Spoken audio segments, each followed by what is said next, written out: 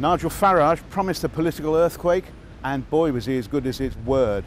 His People's Army of UKIPers sent shockwaves through the political establishment, battering all the parties in the local elections and then romping to victory in the EU poll. To all the mainstream parties' attempts to either ignore or demonise Nigel Farage, British voters weren't put off voting for the self-styled insurgent and his anti-EU, anti-immigration platform. Not even his own allegedly racist gaffes over not wanting Romanians living next door seemed to harm him. The first tremors in his predicted earthquake came when local election results showed UKIP taking seats across the country in both Labour and Tory heartlands and humiliating the Liberal Democrats. There was worse to come in the EU Parliament elections when Farage's troops stormed into first place, pushing Labour into a narrow second place ahead of the Tories, but leaving the Lib Democrats with only a single seat left. They even won a seat in Scotland, to Alex Salmond's dismay.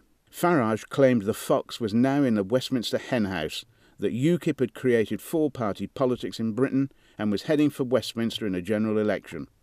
He immediately put his party on alert for the Newham by-election in a week's time, when his candidate Roger Helmer will try to overturn a 16,000 Tory majority. Now that would be an earthquake to shatter the chandeliers in Tory headquarters.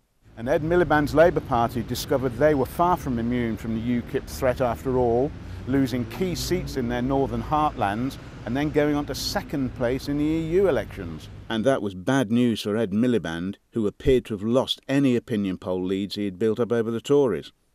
He was offered some relief when London council results came in, showing voters in the capital were not fans of Farage and had given Labour the keys to the city.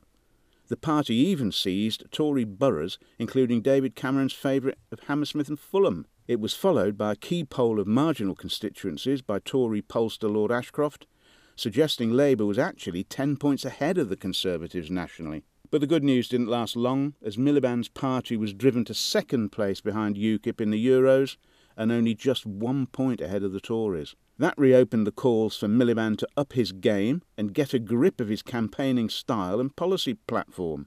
No more pictures eating bacon butties, for example. David Cameron's Conservatives were given a good kicking in both local and EU polls, being pushed into third place.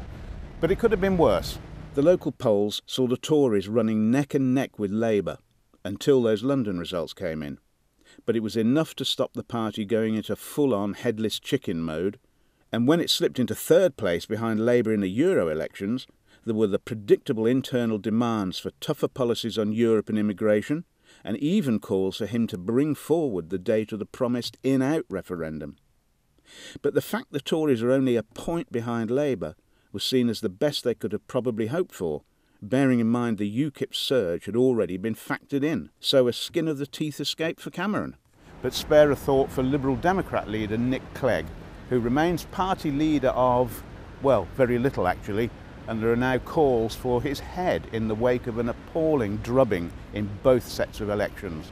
He lost scores of councillors across the country and was then virtually wiped out in the European Parliament, losing all but one of his MEPs. His high-risk TV debates with Nigel Farage backfired badly and his party was decimated. There were immediate calls from a couple of his MPs, nearly 300 party members and a fistful of election candidates for him to quit.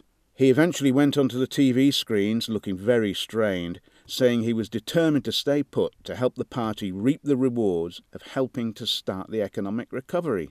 But he's facing a difficult time. And just a word for the Greens, who came ahead of the Liberal Democrats in the European elections, despite being virtually ignored throughout the campaign. And that's it for this week. To keep up to date with all the political news from Westminster, go to ibtimes.co.uk.